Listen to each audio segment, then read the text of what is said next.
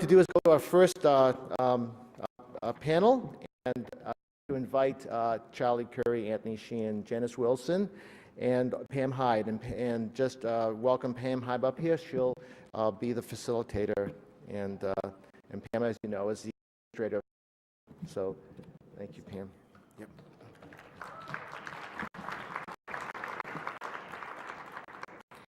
Everybody.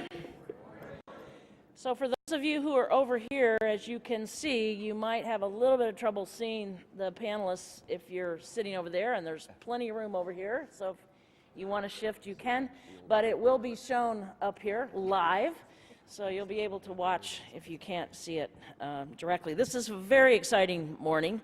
We're talking about the concept of leadership with some really terrific leaders.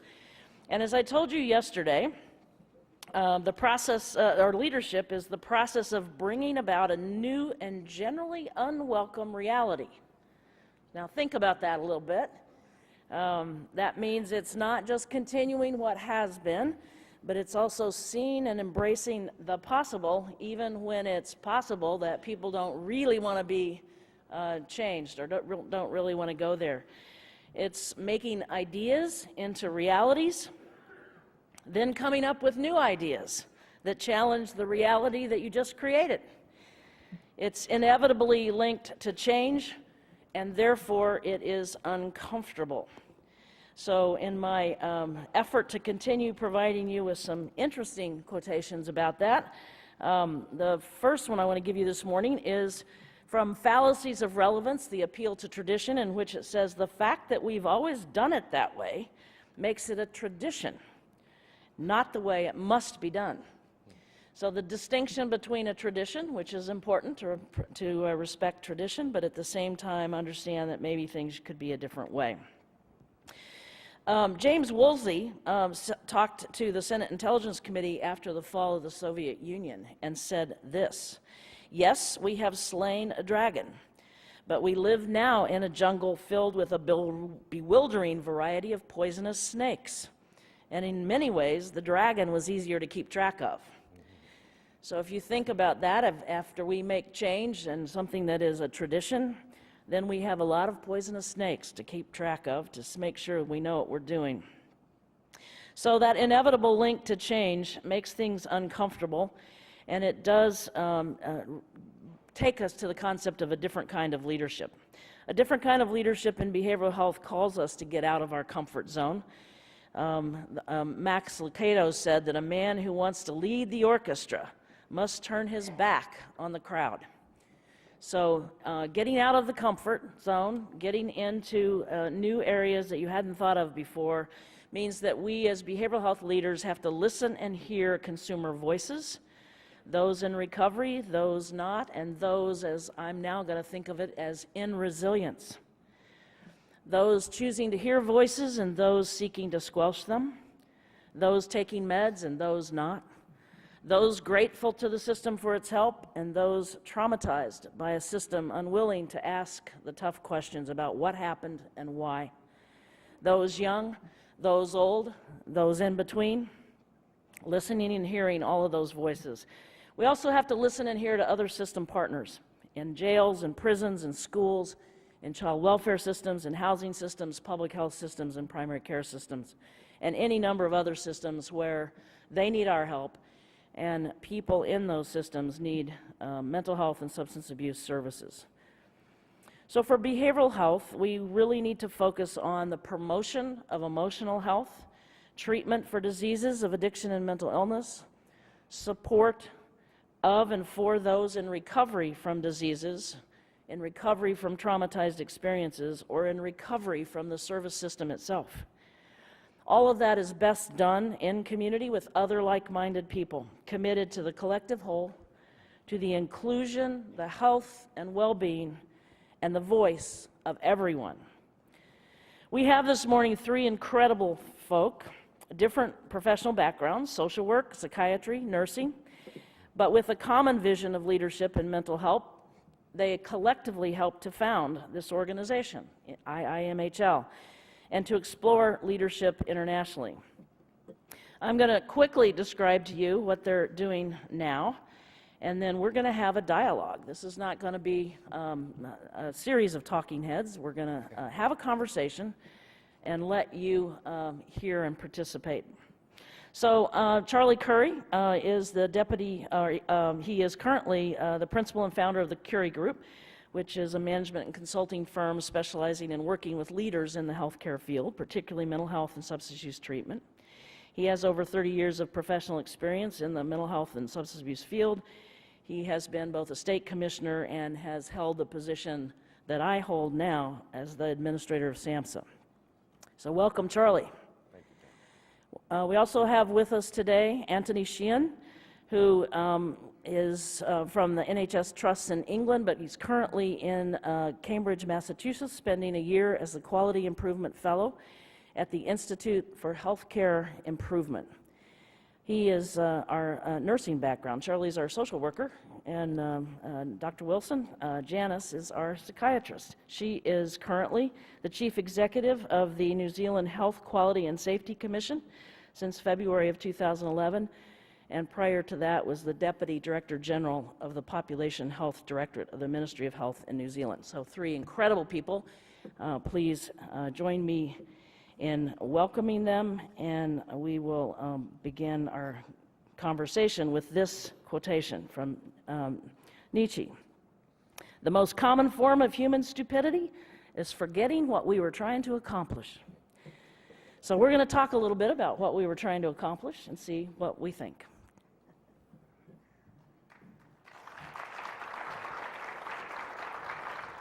So good morning.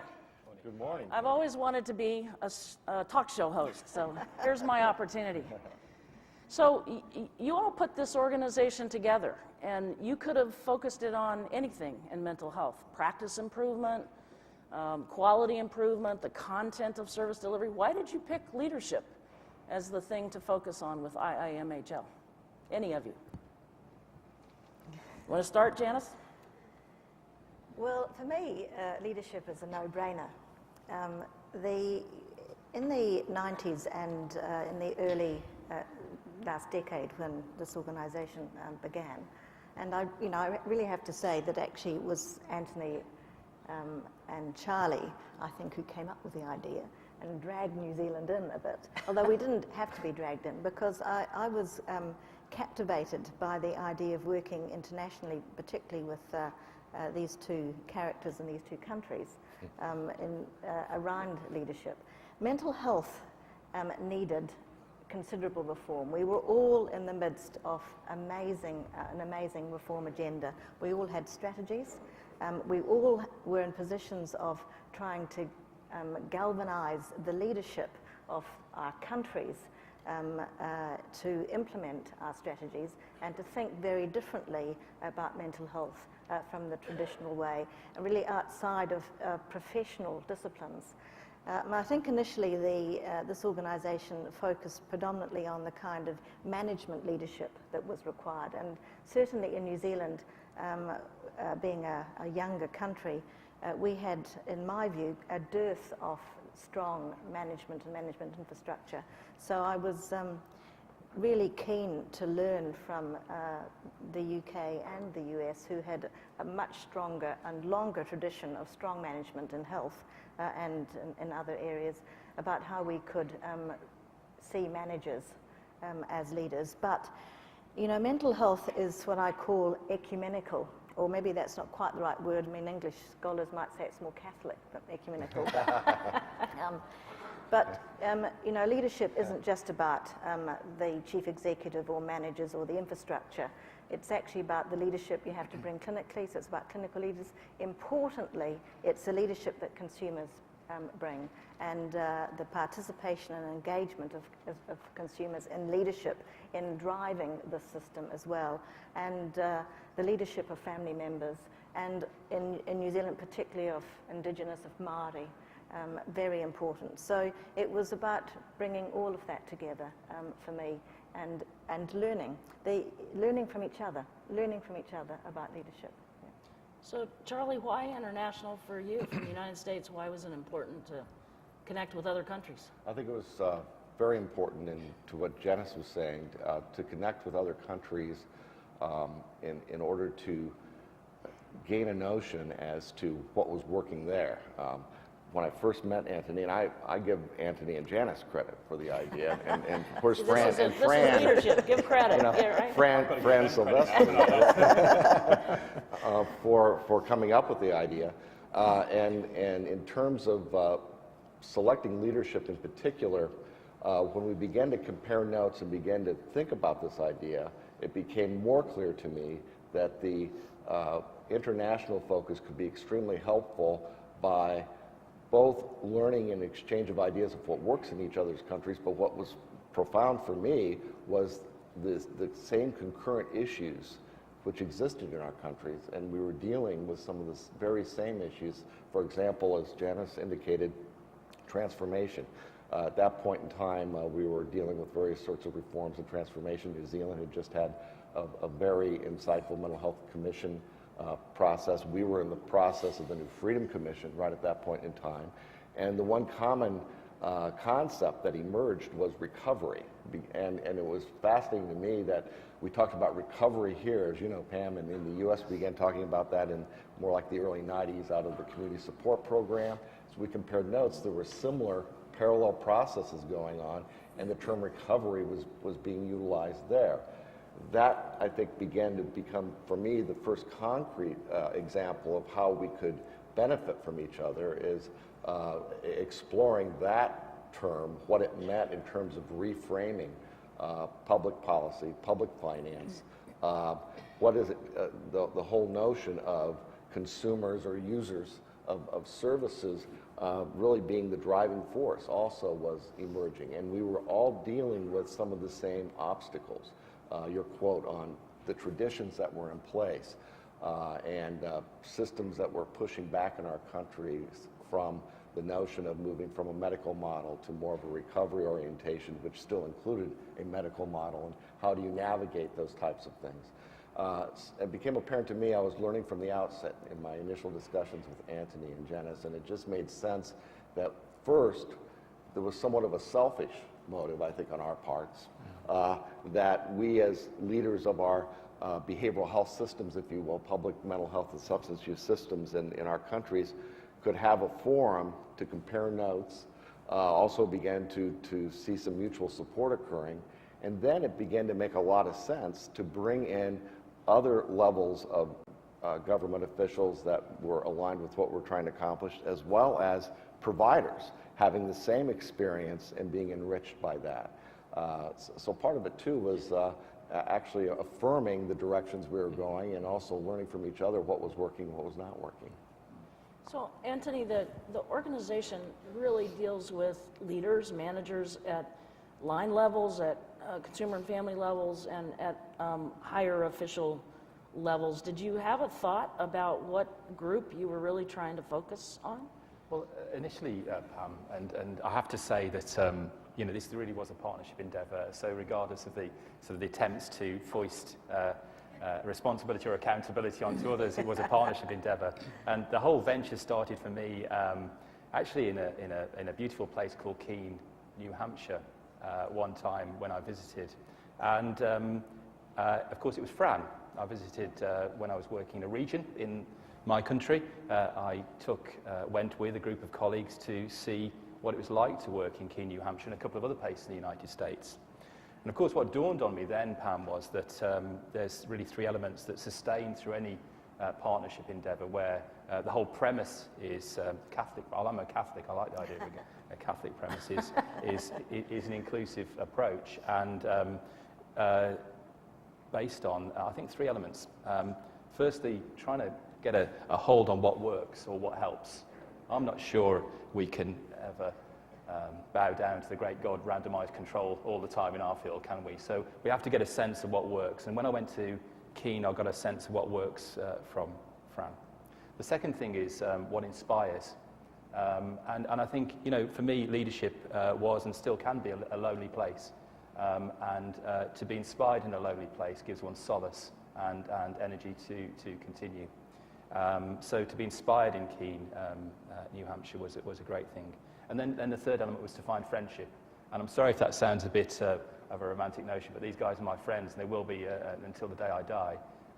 And I think sustained friendships through a structure is really important, because if you go full circle to what we're about in behavioural health services, we're about humanity.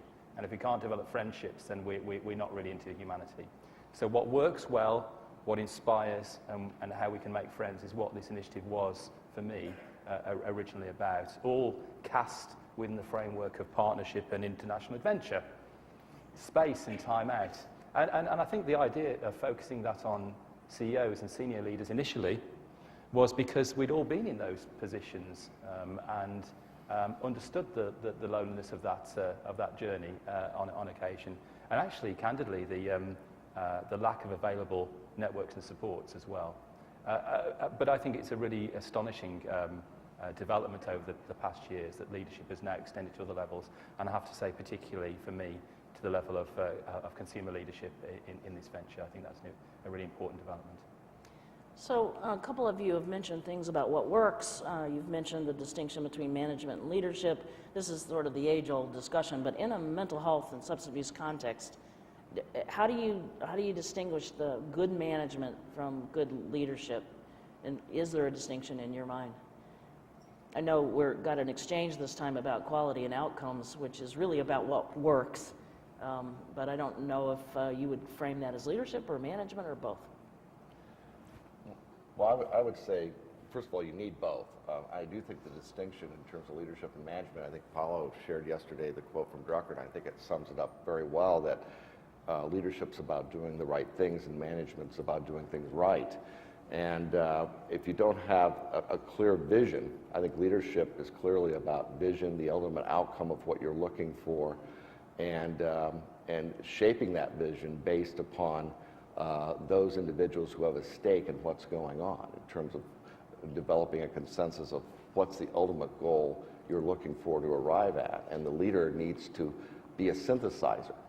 A leader needs to be able to pull together what they're hearing, and they also need to be a good listener and a good perceiver and do their homework, but then synthesize a reality that perhaps reframes things as is, getting to your point, Pam, and the point of this conference in terms of a different kind of leadership is about a different kind of reality in terms of moving systems forward.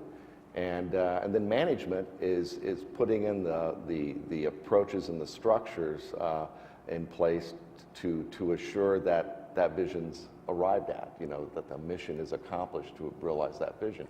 And then I think the leader needs to be reinforcing that vision, helping evolve it further. But I think you do need to make the distinctions. And I think we chose leadership primarily because there were a range of conferences and associations that were focused on the substance of various issues, good clinical practice, management skills. And I think we felt what was lacking in our arena. And then as we talked, and Fran was clearly instrumental in helping us shape ideas in terms of what would be helpful to systems and providers. And Fran Silvestri is the ultimate synthesizer in terms of pulling those things together. I think we began to clearly see that this organization can fill that breach of really just keeping leadership as our focus. I think, I totally support Charlie's notion of trying to do the right thing, and that's really tough. And again, that's really amplifies the need to talk with others about how tough that is to always try and do the right things when there are so many prevailing pressures, policy, economic, and others to do other than the right thing sometimes. Actually, what I would say is that I think as we move forward now. Whilst we've also always had a concentration on working in systems, great leadership in the future is going to be doing the right things with great humility in partnership with us locally for those we serve. I think increasingly, the idea of a single organisation achieving outcomes is seen as foolhardy. Creating a system of support around people, for and with people, alongside people who use our services is absolutely the right thing to do. And those skills require, I think, us as leaders at all sorts of levels of organisations, but particularly those in CEO positions, to be right out in the public glare right out there working alongside housing and education partners and others, and to give value to that partnership as well. So I think getting out of the behavioural health camp is something that's going to be more and more important as we move forward. So let's explore that just a little bit, because this whole concept of a different kind of leadership is in part about the fact that behavioral health can't exist alone. I mean, we have had a tendency to have our own system because we weren't accepted, or the people we served weren't wanted, or any number of reasons. But we clearly know that to look at a human being as a whole person, they have to have their housing needs met, and their food needs met, and their human services needs met, in addition to clinical needs met, to the extent those are there. Janice, is it the same in New Zealand as the United States about trying to get these different systems to work together, and particularly in this whole era of primary behavioral health care integration, how do we not get lost and at the same time contribute to those other systems and with those other systems? Well, you know, I've always thought mental health as being at the heart of health. And it's also, I think, at the heart of life. And so you can't think about being mentally healthy unless you interact with all of the other social systems. So increasingly, of course, we are involved in holding hands and working actively in partnership with the social systems and the criminal justice systems and the other kind of health systems. So that's, you know, housing and welfare and justice and so on. And I think since we even began to meet, there's been much more active participation and partnership in these areas across all our countries. And so the discussions at these exchange meetings have been in those areas as well. I think we've also learnt a lot in New Zealand from our Indigenous people and the way they view life, and we'll be hearing about this, of course, later.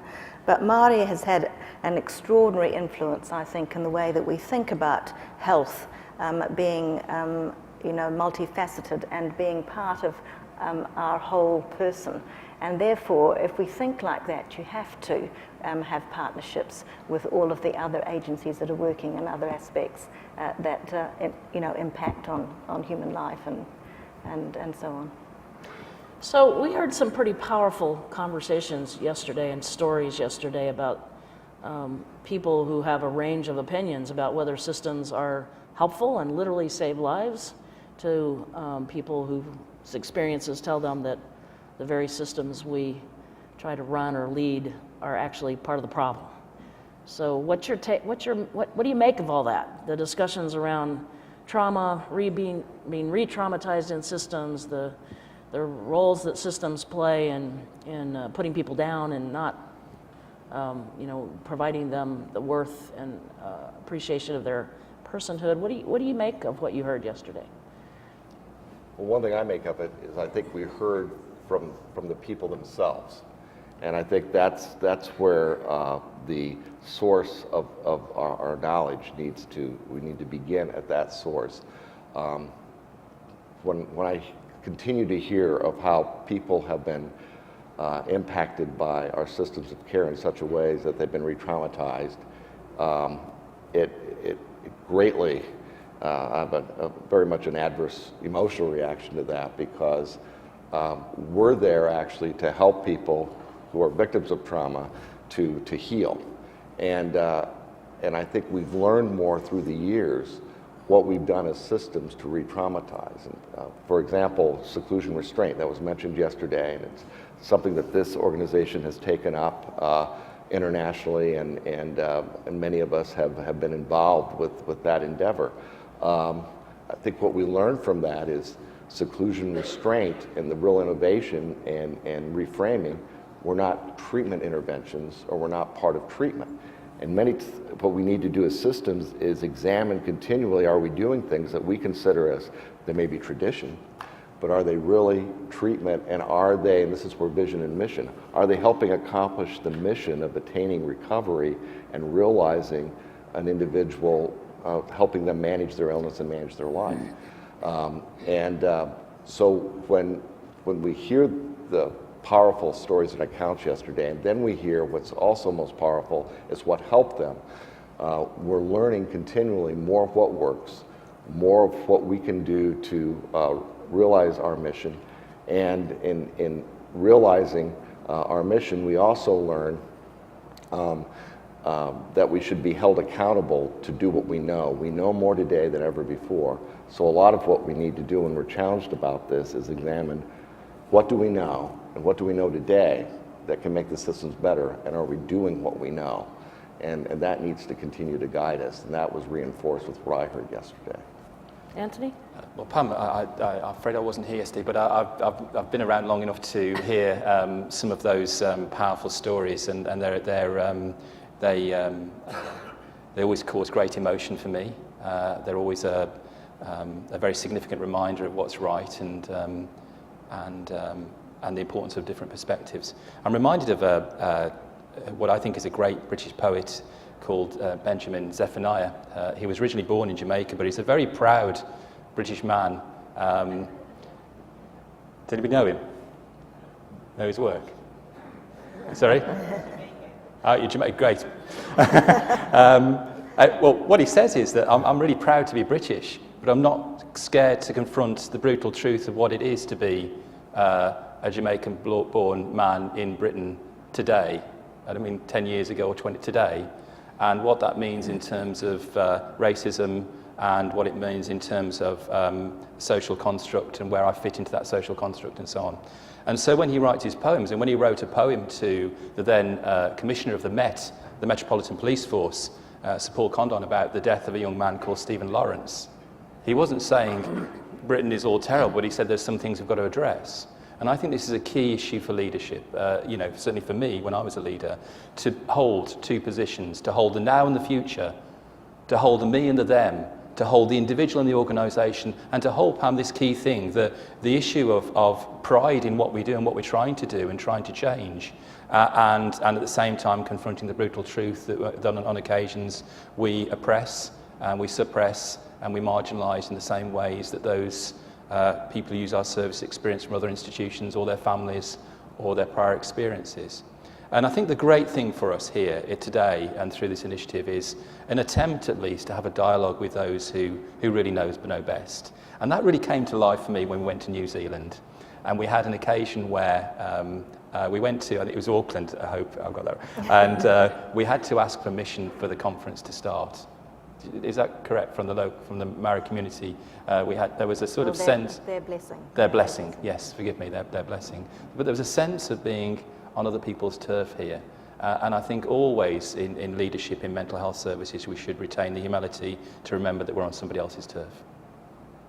So you didn't use these words, but you talked a little bit about the individual and the collective, and there is a way in which I think sometimes leaders are both advocates inside and yes. advocates outside, and those two have different roles.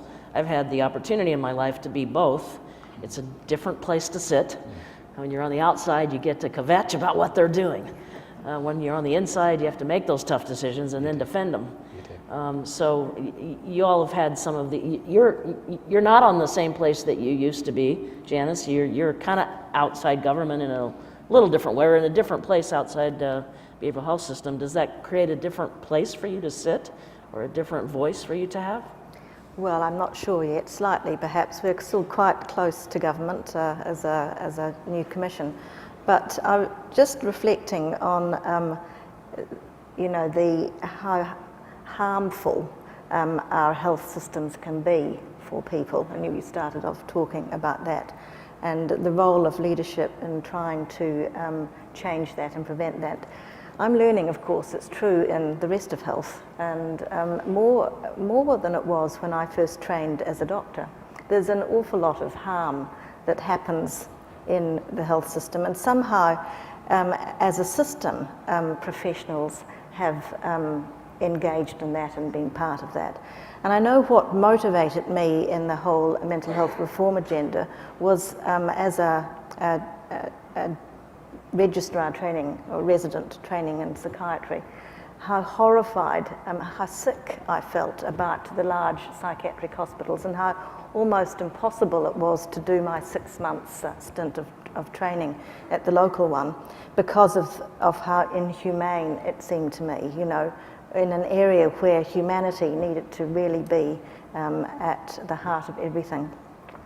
So then when I was asked some years later if I'd go as a leader, as a medical superintendent there, you know, I thought, well, what a wonderful opportunity to actually try and change this. But, you know, sometimes, you know, leadership is about doing the right thing, but sometimes you don't always know what the right thing is. And you do have to ask everyone who's in that system, engage with everyone, but particularly the service users about what is the right thing. And I think that's true in the whole of health. It's also true in many other institutions and systems that we have across society. And the conversation and the discussion that one needs to have as a leader to try and keep focused on the right thing, not just for an individual, but for the collective, is very important.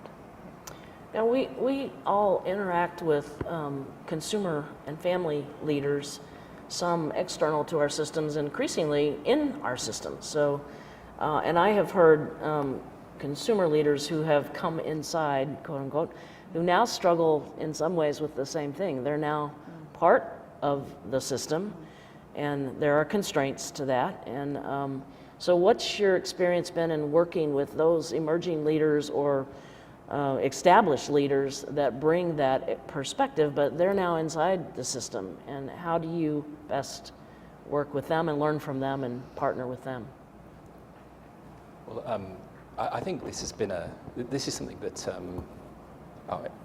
dare I say this, we should be really proud about, actually, this shift in, because I think increasingly, I don't know how you feel colleagues in this audience, but we all have to feel really embarrassed about feeling proud about things, and we're all talked down such a lot, and there's such a negativity. I think there's so many troubling aspects of the context in which we're operating at the moment, the fiscal conditions particularly, and it's all doom and gloom. And I think one of the things the behavioural health system globally has got to do is step up to the mark and say, we're really proud about some things. And one of the things we're really proud about is partnering to ensure that there is direction and leadership both inside the system and continues outside the system in terms of the consumer view. I think that's a really great movement that we've created together, actually, in behavioural health services. I do think it has some issues. I think there is always a sense that you know, can people properly advocate it from within the system? But I think we're confronting a reality, actually, Pam, that you know, this isn't a move that we've invented. So many of my colleagues throughout my career, which now, and I know you won't believe this, looking at the lithe, young, beautiful body you see before you, but I have been working for 30 years in public services, and most of that has been in behavioural health services. And so many of my colleagues have confronted mental health problems. They never declared that. And I think the next big challenge for us, and it'll make it easy for those leaders who've come inside the system to advocate and make change happen, is to make it comfortable for people to say, this is my distress, this is the thing that I've encountered in my humanity, and these are how those things have contributed to my characteristics and my strength as a leader. Then we've crossed another threshold as we move forward in this journey. You know, you make an interesting point, because in the healthcare arena, almost everybody has gone to see their doctor. Yeah. Almost everybody has had some kind of medication. Almost everybody's had some kind of physical health assessment or whatever, and we've either liked it or didn't like it. A lot of us have been in the emergency room for one reason or another. So we're sort of all consumers, if you will. In the behavioral health world, we don't admit it or don't agree to it or don't put it out there or think that it's some sort of distance we should keep or whatever. And I am struck by the fact, if you just look at the numbers, the fact is almost everybody knows somebody, has a family member, is or otherwise is impacted by these issues that we deal with. So, Charlie, you got a thought about how we think of all of ourselves as consumers in terms of, instead of them and us? Sure.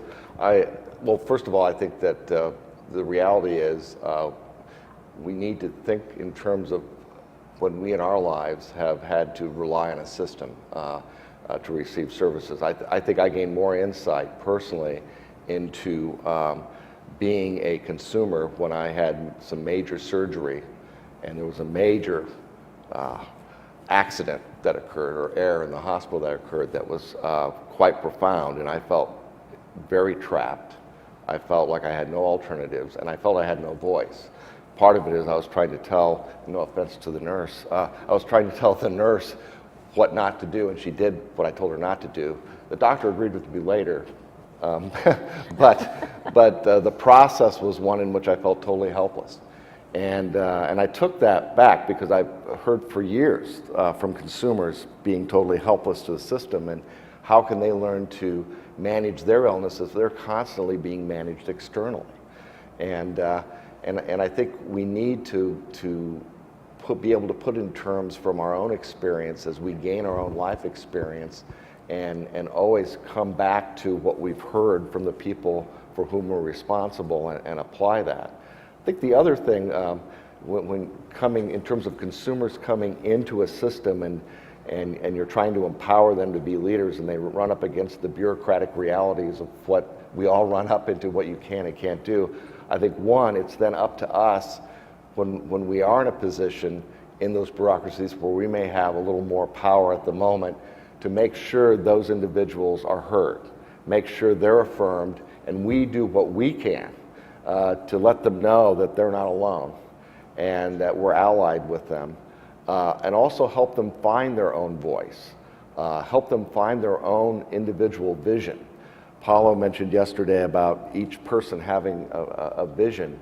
I think one of the aspects of leadership is having individuals find their own personal vision aligned with the vision of the greater enterprise. And I think the more we can bring consumers into the process of formal leadership, the more effectively we're going to be facilitating that type of process.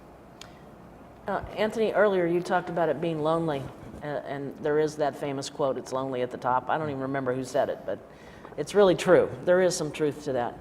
I'm sure every one of you have been at one point or another in a position where somebody externally, whether it was a legislator or a consumer group or a family group or somebody who called for your demise, either yours or your agency's demise, and just sort of pounded you for whatever. So how did you get through that situation, or how did you perceive that as part of your leadership role? Any of you, whoever wants to start? It happens so often to me. It's a numbing experience. It is. Well, they say if you haven't upset somebody, you haven't done anything. That's so. true. That's true. I mean, probably you all know this, and Charlie and Janice will as well. When you work in government, then it's you're kind of always wrong, really. And I remember distinctly moving from a government role to being a chief exec of quite a large provider of services, and it was the first AGM, which was precisely 4 months after I started my job, and a man stood up at the back and said, "If it doesn't improve in the year here, will you resign?" And I said no. And my wife was relieved of that, obviously, as was the mortgage company. And I had to go on and say that this is this is a tough context we're all in, and I have a privilege in that context. So I earn a decent amount of money and have a very good job. So let me just be honest and straightforward with you about that.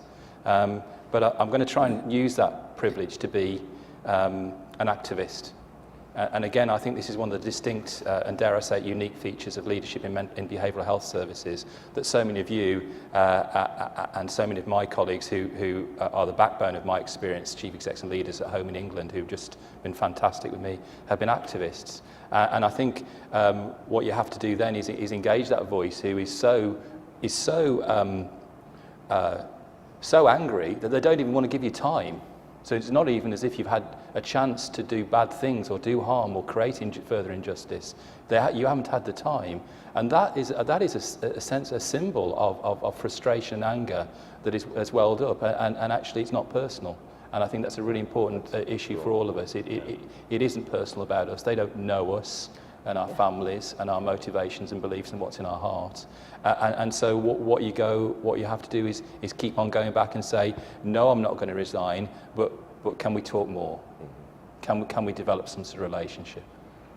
I think what's very, very important point here, not to take it personally, I think that gets a lot of leaders in trouble, is they personalize it so much. And secondly, if you understand that when you're in positions that we've been in, and that you're in, Pam, and that many of the individuals here are in, heads of agencies, you represent to people who have been traumatized the system. You are the system, you know, and they may not know necessarily your own values, your own motivations, and I think if you go in expecting the fact that there's going to be, first of all, anger at the system, that's important just to keep that in mind, because we all agree the system has done bad things. So it would be understandable. I think also we need to go into it with the notion that if we are going to shake up a system, if we're looking to reform certain areas, and people are wondering who's going to win and who's going to lose, there are going to be some battles. And so as we go into that battle, not be surprised when there's a lashback, or even if people are calling for our resignation. But if we've done our homework with our vision, with lining up the resources we need for the mission, and we're consistent with that, and people understand, I think what they're looking for in relationship many times is the leaders being consistent. And if you can stay with that, I think it's kind of getting through then that resistance phase.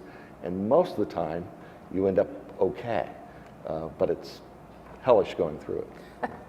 Janice, can you remember a time when it was felt like it was about you and really wasn't? Yeah, well, no, sometimes it is about you, of course. I mean, sometimes it is personal, and I think maybe that's a smaller country kind of perception where everybody knows everybody, so they kind of, you know, they kind of know who you are, kind of warts and all sometimes, and we're perhaps much closer to our politicians in some ways, being a smaller country. And if a minister doesn't like you, boy, they just don't like you, and it might just be about you. Yeah. And you know, you have to kind of think, well, that's fine. Maybe I am not the right person. And so it's about not taking that personally, but being enough of a leader and having enough relationships with others to put somebody up in front of you and say, you go and see the minister. You know, he or she probably likes you better, they like you better, you explain it.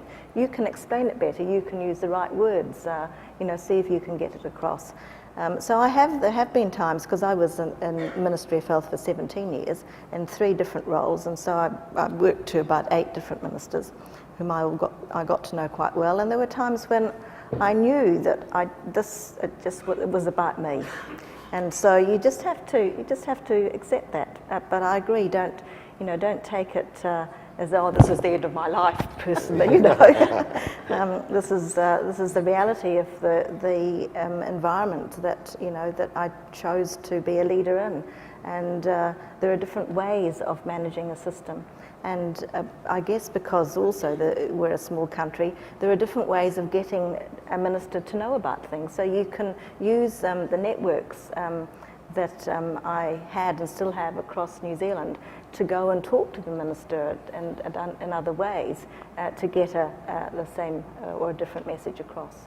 Yeah. So that's maybe a good segue, because any one human being cannot know or be everything and cannot understand everything, and we all of us deal with cultural groups, whether it's indigenous groups or other cultures, different languages, different disability cultures, other things that we have to be cognizant of, and we may not always appreciate what those cultures are.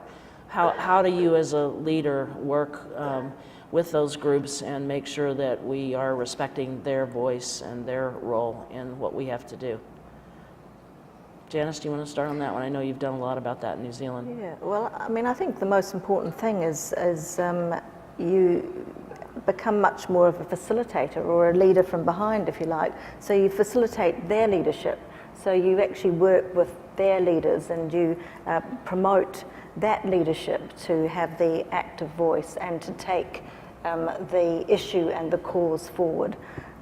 So, you know, I would never dream to think that I could be a leader on disability issues or on Māori issues or on consumer issues or so, but it's about creating the environment and the infrastructure and the support for their leadership to be able to take that forward and to shine and to do things. Comments? Well, I think engagement is the critical thing in terms of diverse groups. Think of indigenous groups in particular, that you need to sit with them, you need to be with them, you need to listen, and then you need to, in the process, you need to be able to stay out of the way when you have them brought into a situation, and they need to see that they clearly are impacting and driving issues in their system. And if you're not facilitating that type of process, you're going to fall short. It's very dangerous to go in and sit with a group and then try to feed back, well, here's what we're going to do in light of what you said. I think it's the whole context of developing relationships and looking for the long term. I think too often we try to go for the quick fixes sometimes in some of the relationships and with the various groups we serve, in an effort to solve problems. But I think we need to always engage groups with the long term in mind, and keep reinforcing the respect we have for individuals and where they sit. Do you want to add, Antony? Just briefly, I think at this point of really supporting as a leader other leaders with their particular strengths and backgrounds, I think is really important. I just wanted to make mention of this notion of being an activist, though. I think there's certain things that we just need to stand firm against, really. And so, for example, I think just isn't it so sad that so many more people are living in poverty nowadays than they were just a year ago in this country, in my country, in other countries as well, you know. And I think poverty is something that is something particular that certain leaders have been saying something about for a long time, activists in consumer groups and others. I think we've got to stand alongside them more in that regard as well. So I wanted to talk about prevention just a minute, although I'm going to come back to this issue of leadership and just give you a little heads up when I ask you what you would be doing if you weren't doing this leadership role, so you can think about that for a minute. But one of the things that I think has come to the fore more recently, we have had a tendency, and I think IIMHL has been focused on sort of those individuals who are already in our systems, who maybe are fairly deep into our systems in various and sundry ways, for the right or wrong, or good or ill. But we've been focusing more and more in the United States on emotional health development, especially in the younger ages and families and early childhood, and the role that prevention plays. And if you think about it just in community health, you said something about it, Janice, is that behavioral health is central to healthy communities or healthy lives. And we've been trying to think about how do we engage the general public in thinking about the role and the importance of early emotional health development for the good of all of our people. Do you have thoughts about that? Well, having been passionate about mental health all my professional life, I moved into population health for the last 4 years in the ministry for the very reason that I thought that putting energy and effort and focus on children infants, mothers and infants even, getting really into that kind of dyad or that family triad would get us ahead of, you know, the illness burden really, not just mental illness, but physical illness. And I still, you know, feel very strongly about that. But there's no magic answer here, and I think it's you know, I feel disappointed that we didn't do enough in 4 years to even get people's hearts and minds into that space. And people used to say to me, you know, you've been very lucky in mental health, they used to say. You've had a lot of money in New Zealand, and we had. Maybe we didn't always spend it as wisely as we should, and you know, that's another issue, but we had a lot of investment. But children get nothing. And New Zealand has a particular issue around child health. We've got some of the worst child health stats across the OECD countries. Truly, we're second to bottom or something, you know. Really, really bad. You'd be surprised about it. And so there is this kind of major issue about what do we do in New Zealand? How do we get politicians and the whole public to focus much more on the issue of infants, mothers, children? And you know, we haven't cracked it, and I you know, any help would be great. Yeah, that may be something internationally we want to take on, because we're struggling with how to frame it as well. Charlie, you got thoughts? I think I found that it's a mystery to a lot of people when you bring up prevention, and they don't know what to do with it. If you can talk about an intervention, people have an idea of what treatment is. And also in the mental health field, as you know, there's been resistance to the idea of prevention at times because they're concerned that it's getting away from the biological basis of mental illness. And so it was always easier to talk about substance abuse prevention than mental health, but I think you've done a tremendous job bringing it together as it needs to be in the idea of health promotion and prevention. So I tend to frame it prevention and early intervention and begin to look at how can we talk more concretely about it. I think yesterday, the presentation on trauma-informed care is a great example of showing the data of what happens because of violence, because of trauma, and what's behind that trauma. And you begin to be able to articulate what prevention can begin to look like. And I think we almost have to get that concrete on the risk and protective factors to educate elected officials, to educate other public officials and society at large, because it's been rather, I think, arcane when people hear this. And also, with prevention, it's hard to prove many times that you prevented something from happening because it didn't happen. And maybe it wouldn't have happened anyway. So that always was the age-old challenge in dealing with it. But I think if we think in terms of prevention and early intervention, and can begin to use this data to show concretely the difference it makes and the cost savings. And right now, anytime you say cost savings, everyone's ears perks up. And I do believe that part of being a leader is being aware of what's critical at any moment in time. And right now, it's different than it was 10 years ago. Yeah, and prevention has a tendency to make people think we're doing mission creep. Yeah. Or moving into domestic violence issues, or we're moving into community violence issues, or whatever. And yet, if we're not there, we're going to have people in our systems that we're going to hurt more and not do well by. So, absolutely, you know, I couldn't agree more. It's a very powerful point, and I stand alongside Janice in so many things, and Charlie. But this sense of regret about not wanting, you know, could I have done more to support the prevention and the focus on the child particularly?